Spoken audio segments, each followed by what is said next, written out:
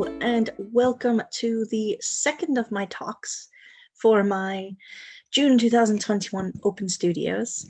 Now, my Open Studios is finished, and I forgot to record this talk. So I'm re-recording it for you to share and view later on my YouTube channel. So this talk is about what was the second exhibition of work for Open Studios, which was all the new work I've been creating. The first talk had been about the solitude work, which was the work I created during lockdown. And you can go on YouTube and find that to watch if you haven't seen it already. Like the first talk, I'm going to share a slideshow of the art with you. Don't worry, I don't like slideshows with bullet points and text. So you don't have to read anything. It's just pictures of art, and I will talk about what I was doing as I created it, what I thought about it, all the existential crises in my head. So let me share my screen.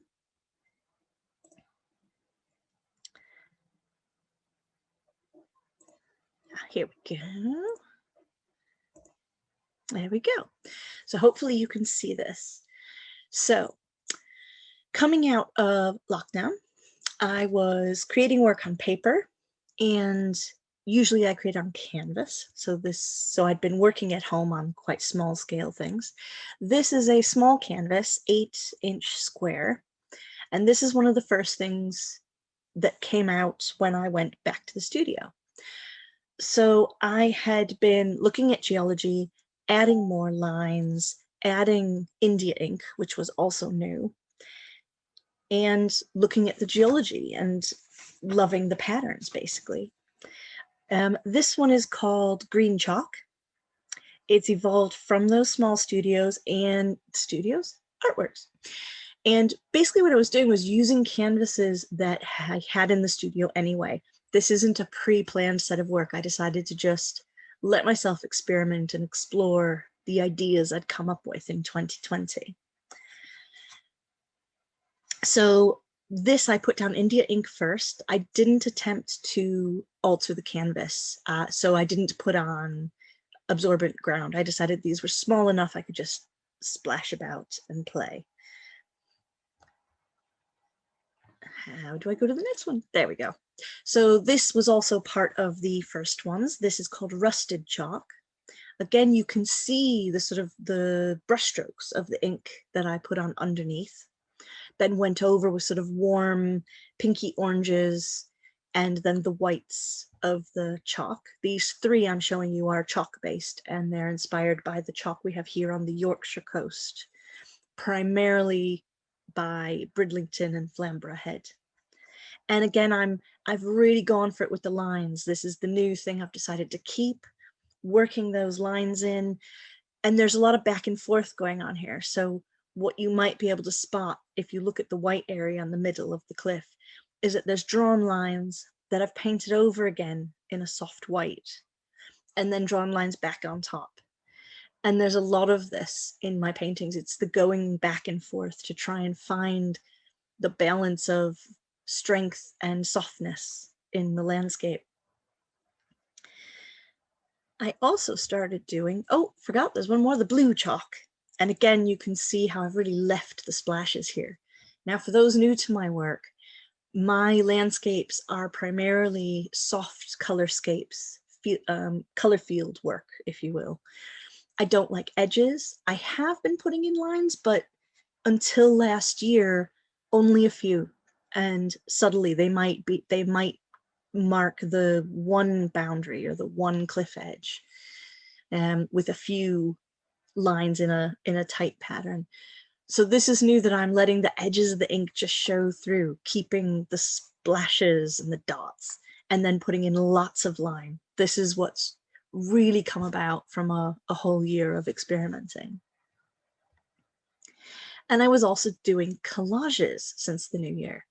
I signed up for a course on Domestica and decided to collage more for fun. It's sort of a way of sketching for me. I've never really done it seriously, though I have done it in the past in bits in my sketchbook. But it becomes a way to combine areas of texture or color instead of lines, but building lines with them. So the first few were very space inspired and landscape inspired, of course. And you can see in this one, I've added a lot of drawn lines on here. So I put in my landscape and my strips. The bottom left dark area is India ink. So I've painted India ink on paper and then glued it on my collage. And then I've drawn over in pencil to create all these tide lines going through the collage. Now at this point, after playing with some small canvases, I thought, I think what I'm interested in doing is looking at sea stacks. These are vertical rock formations on the coast, but tend to be disconnected from the mainland, at least at high tide. So they will be vertical rock formations out in the water. And I've always painted and drawn these. I've painted Saltwick Nab a lot, the pom-pom down off the coast of the Isle of Wight, not the Isle of Wight, I apologize, Portland Isle, Black Nab up by Whitby. So I've always worked with sea stacks, and they've always been a bit of an obsession. So I thought, well, what if I look at this again and look at it as just an edge, instead of taking the whole structure and the whole cliff, kind of bring my view in to the rock. So this is not a sea stack, but this is a sandstone cliff edge here in Scarborough. And what I really like about this is it's got the geology in it. It's got this complexity of layers and textures going on. And what I was picturing with this was that bottom right-hand side, rather than being the stairs that you can see, being the sea. So when I was saying that the edge of the stack, there'll still be a sliver of something, sea or sky, to sort of bring it in the frame. The sea is literally 10 feet to the right in this picture after the steps, so it is very close. I just didn't quite get it framed the right way. So this is the chalk here in Scarborough. So you can see what interests me here is not just the layers that are there, but our chalk is also tilted and faulted. There's folds in some of it. You can see a bit of fold just middle right. At the bottom of the cliff edge, you can see some curving layers. There's actually a curve that goes out into the sea. There's actually a syncline set all the way out into the bay. And there are faults in this particular area of chalk. There's a lot of pressure faults from the North Sea. This is the same area with the chalk.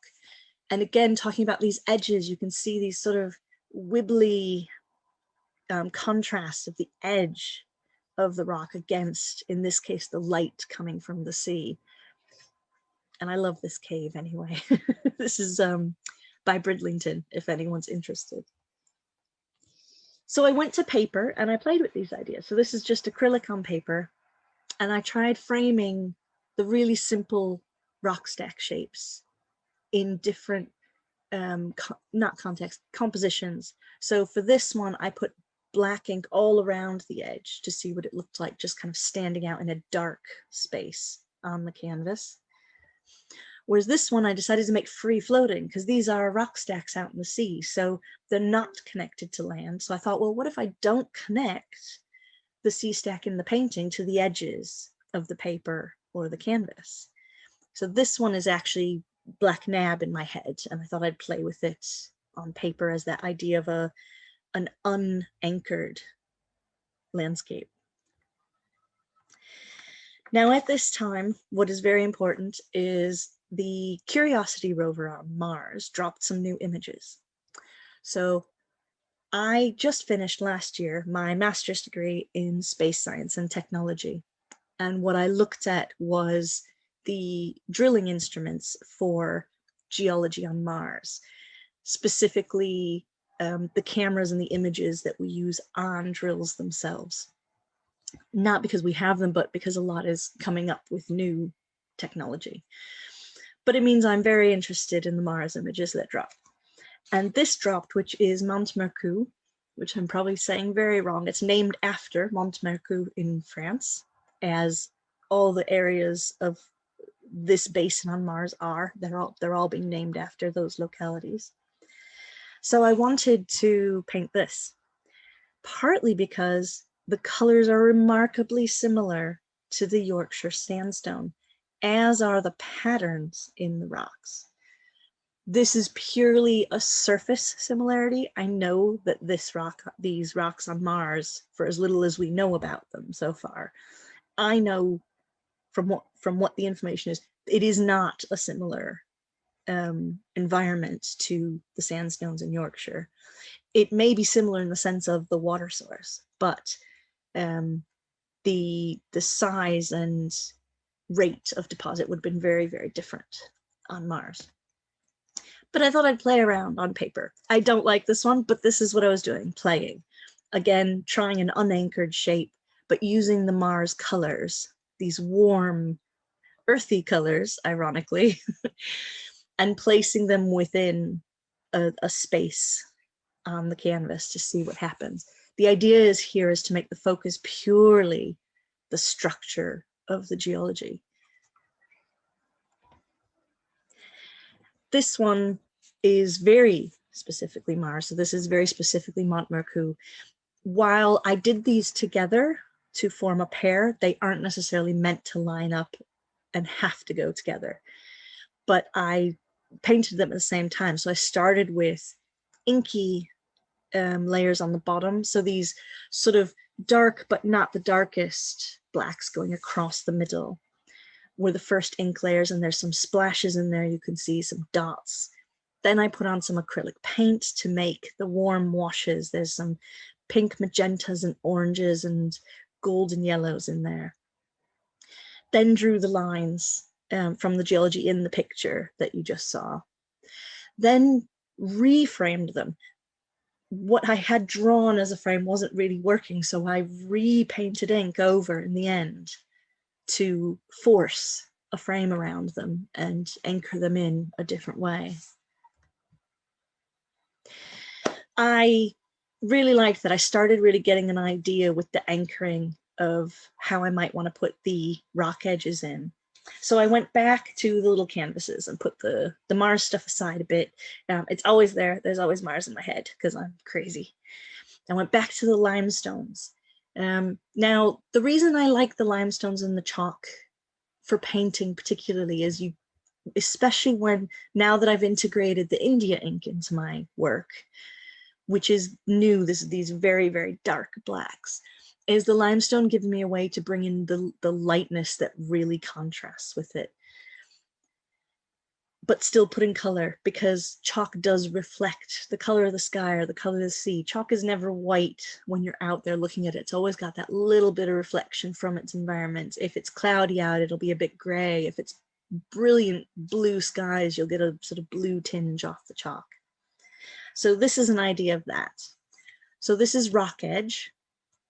And I thought I would bring in that idea I mentioned with the Scarborough picture with the stairs of just a sliver, just a side, and the rest is the rock edge. So I've drawn in the lines here. And what you can see I'm starting to do, which I hadn't quite done as successfully as I wanted to up to this point, was I realized that these really stark lines, they were always too stark. They were still bothering me a little bit. And so I needed to do that back and forth I described, where I put them in and paint over them and put them in again, paint over them again. I needed them to get lost into the color. The reason I needed this to happen was because the lines are part of the painting, but the lines should not be the only point of the painting. My painting has always been about color, and I needed that color to come back to be significant again in these paintings as well. I needed to find that balance between the color fields that I've always done in my landscapes and the new really strong geology I wanted to put in the landscapes. So I'm coming to a compromise. This is another one where I have left the ink splodges.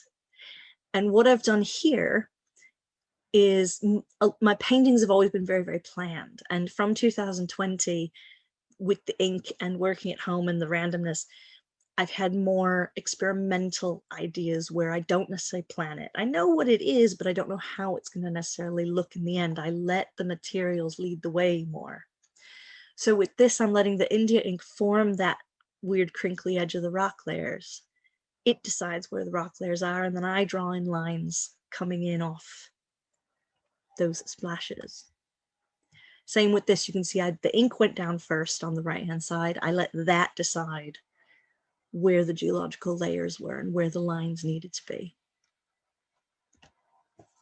Now I was still doing collages and again playing with more materials. So in this case, we have in the middle, though it's hard to tell, an actual book page of art. This is an old vintage black and white reproductions of classical art, famous art.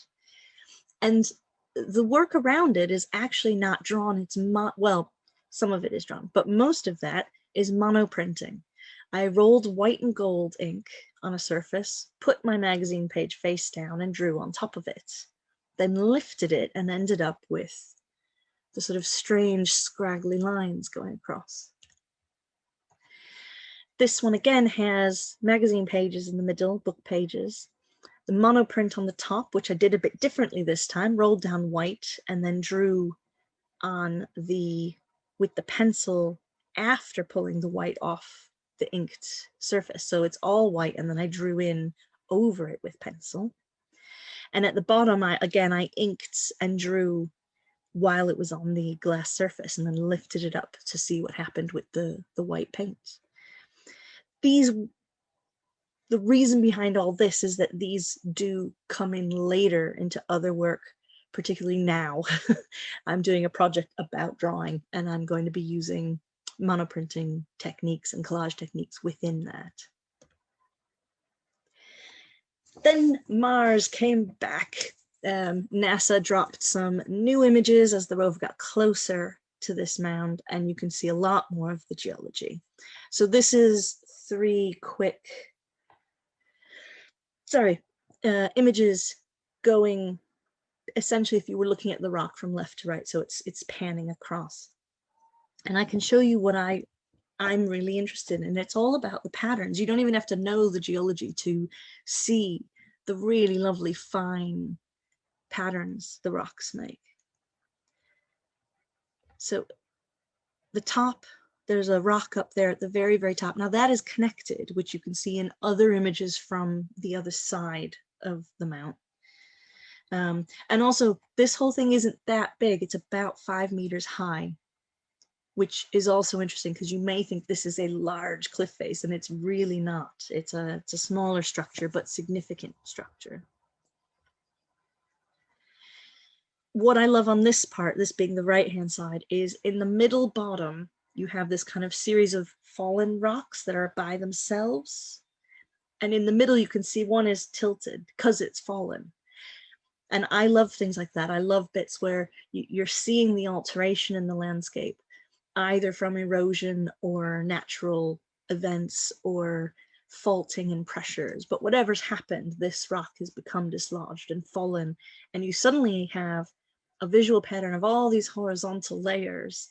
And in the middle, this little doink, angled one. And I like drawing those bits. I like drawing the contrast of the change in texture. Now, this all got me thinking about my thesis again. And my thesis was obviously very much oriented on drill holes. So it's the geology as you see looking into the space the drill has created.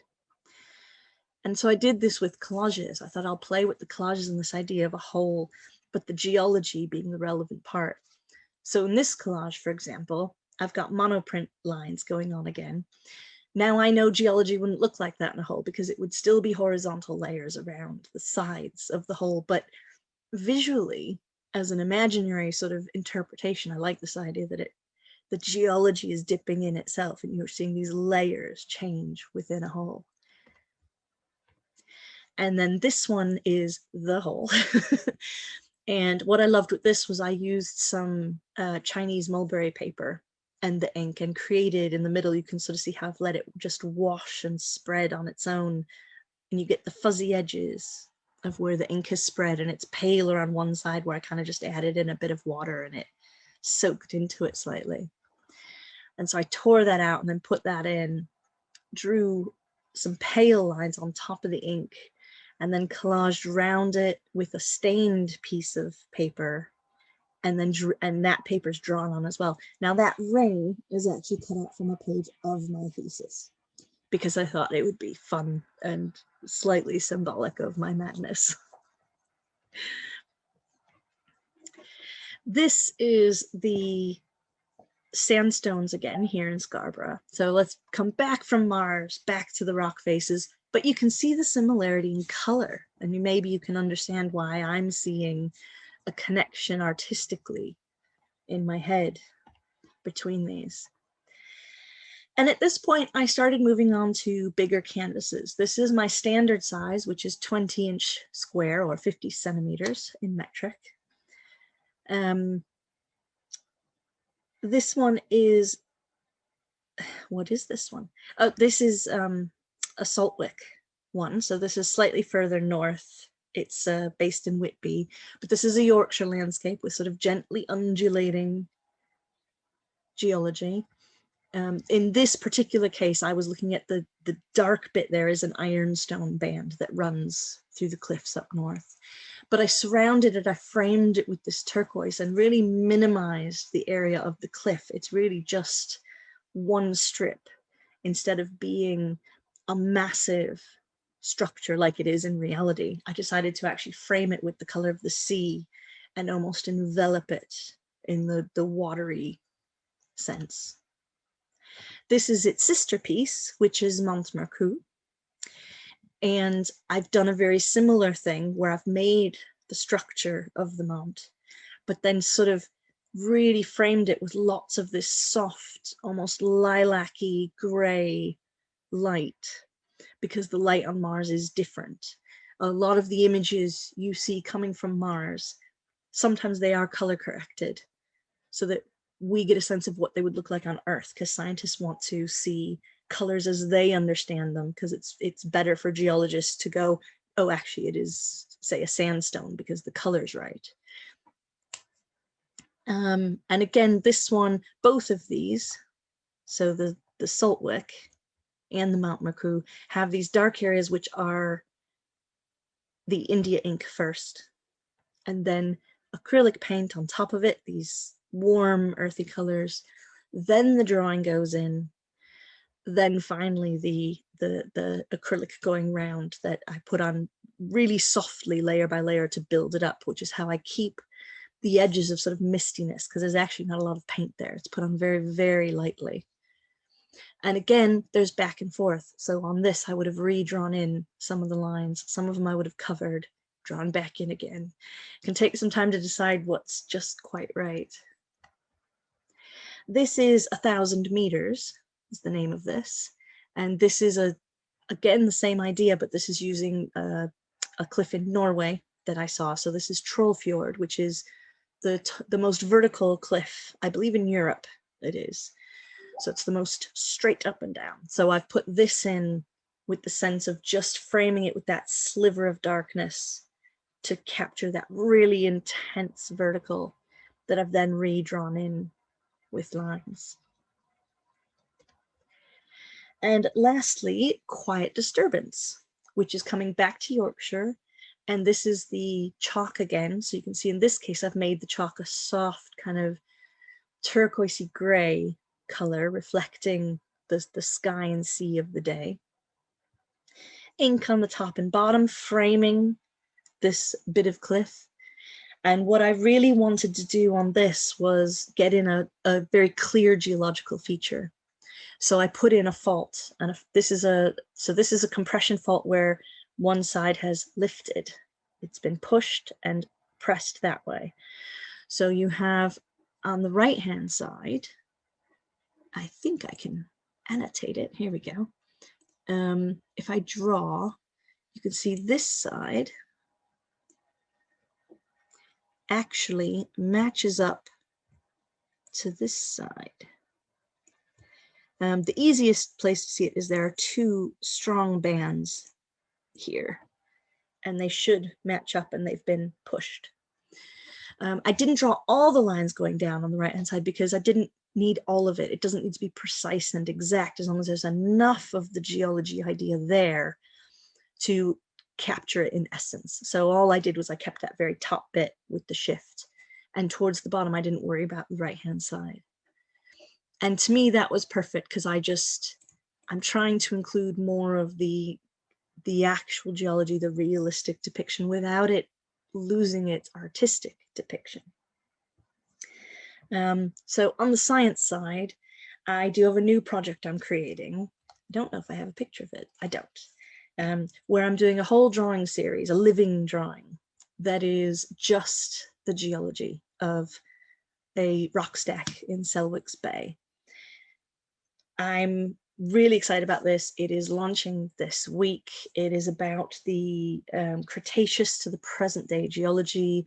It's what I'm calling a living drawing. It's going to change as I go. After each layer, I'm going to do geological changes like compression or erosion and tear bits away before I draw the next layer. So it will be changing continually until it's done. And what I'm going to do is capture stages of the drawing to show the environmental change and the geological change over millions of years of time, which will be very exciting. In case you haven't realized, I am very much a geologist as well. I will stop sharing this. Let's see how I get this to turn off. There we go. And I hope you really enjoyed this. You can always check my YouTube channel for more updates. I'll be doing more shorter talks because I think this has been a really enjoyable new medium to work in. And you can see all my artwork on my website at tina-m.com, as well as updates about the projects, links to the video channel, my fortnightly blog and newsletter, and anything else you might like to check out. Thank you very much for watching. Bye.